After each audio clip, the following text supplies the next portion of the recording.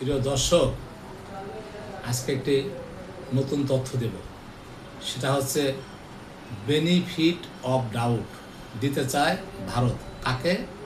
আমাদের প্রধানমন্ত্রী তারেক জিয়াকে।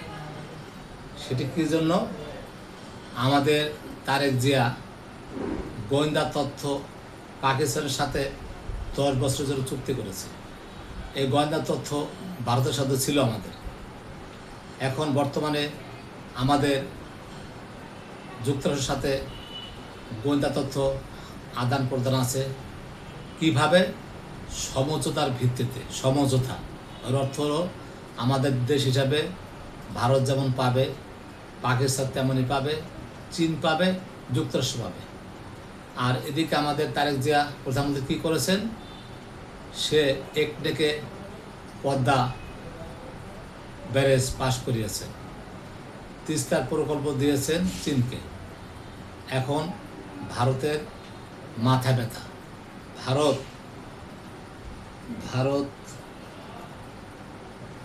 পঙ্কজ শরণকে দিয়ে প্রধানমন্ত্রীকে বেনিফিট অফ ডাউট দিতে আগ্রহ প্রকাশ করিয়েছে। কে করিয়েছে? মোদিজি পঙ্কজ শরণের মাধ্যমে। দেখছে বাংলাদেশকে ধমকি হুমকি দিয়ে লাভ হবে না। শুভেন্দু বিভিন্ন গালবন্ধ বাংলাদেশকে 3 মিনিট ধ্বংস করে দেবে।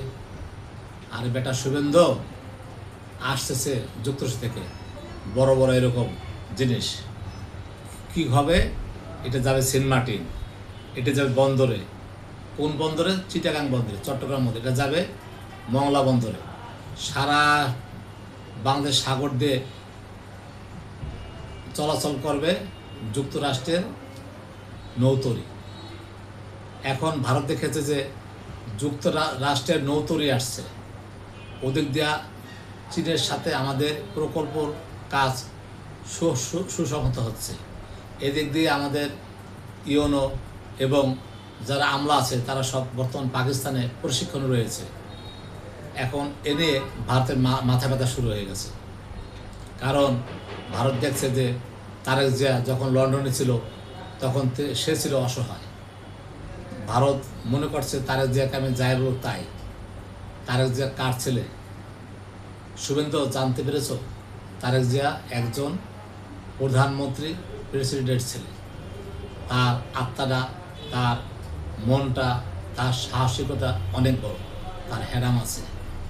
তোমার মতো শুভেন্দুকে এই তারেক যে গোনায় ধরে না। তারেক যে কি ধরবে? আমি তো তোমাকে গোনায় ধরি না। শুভেন্দু তুমি যেমন, তোমার চেয়ে বেশি আমি, তোমার চেয়ে শক্তি আমার কম না শুভেন্দু। কারণ তুমি যদি ব্রেনি হতা, শ্রদ্ধার পাত্র হতা, তাহলে বগর বগর করতা না। তুমি সাধারণ গরিব দুঃখী তাদের উপর তুমি টর্চার করো। তুমি অন্যদের সাথে পারো না। তুমি তোমার যে মোদিজি ভারতের ট্রাম্পের সামনে একটা কথা বলতে পারে না। ট্রাম্প যদি 10 টাকা দেবা 10 টাকায় দেয়, 20 টাকা দেওয়া 20 টাকায় দেয়। কী দেয়? ট্যাক্স। কাকে দেয়? যুক্তরাষ্ট্রকে দেয়। অতএব আমাদের প্রধানমন্ত্রী যে প্রকল্প হাতে নিয়েছেন এতে বাংলাদেশ অনেক আগে যাবে। পদ্মা ব্যারেজ, তিস্তা এবং পাকিস্তানের সাথে গোয়েন্দা তথ্য আদান প্রদান 10 বছরের চুক্তি হয়েছে। এবং আশা করি আমাদের সাথে যুক্তরাষ্ট্রের খুব ভালো সম্পর্ক গড়ে উঠছে। ইউনিট সরকার করে গেছে। আমাদের পররাষ্ট্রমন্ত্রী খলিলুর রহমান এটা নিয়ে খুব দৌড়ঝাঁপ করতেছে। তো অতএব শুভেন্দু, তুমি যে আশায় গালাগালি, মানুষকে অত্যাচার, কুরবানি বন্ধ, মুসলমানকে নামাজ পড়তে দিবা না, তোমার অত্যাচার এবং পাপ অনেক বেড়ে গেছে। তুমি খুব শীঘ্রই ঠান্ডা হয়ে যাবে। তোমার যে ভগবান আছে না, ও নিজে তোমাকে ঠান্ডা করবে। এখন ভারত বুঝে গেছে যে বাংলাদেশকে চক্ষু রাঙালি দিয়া রক্তচক্ষু করে লাভ হবে না। এখন এই জন্য তারেক জিয়াকে অফার দিয়েছে। কী অফার দিয়েছে? বেনিফিট অফ ডাউট দিতে চায়। কার মাধ্যমে?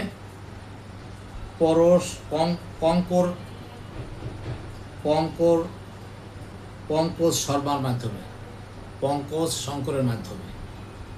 তাই আমরা আশা করি বাংলাদেশে যারা ভাইরা আছেন সবাই কোনো ভয় পাবেন না, যারা সীমান্তে লাগোয়া আছেন তারা ভয় পাবেন না।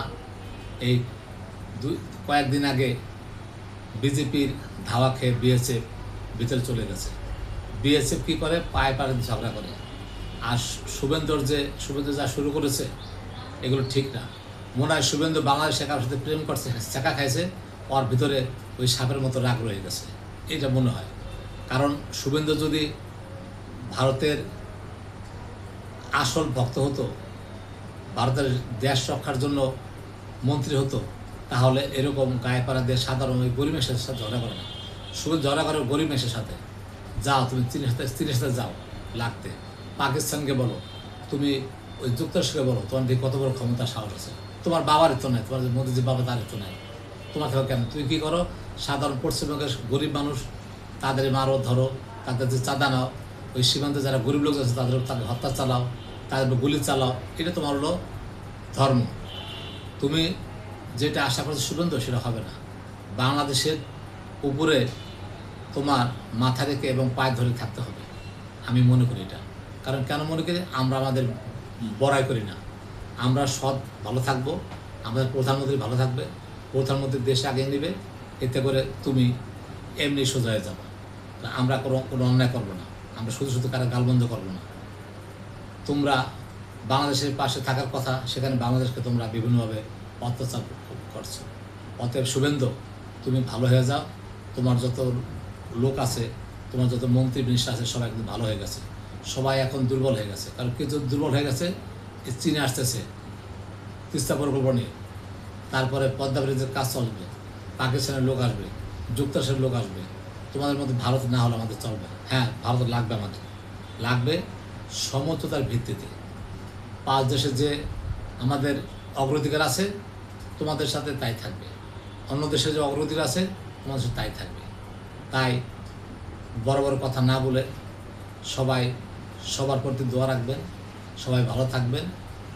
আরও কিছু পর্ব নিয়ে আমি সামনে আসবো, আরও কিছু ভিডিও নিয়ে আমি সামনে আসবো। আমার এই ভিডিওটি আপনারা দেশের স্বার্থে লাইক, কমেন্ট, শেয়ার করে দেবেন। আমি সৈয়দ মাহবুবুর রহমান, মুন্সিগঞ্জ থেকে। আল্লাহ হাফেজ।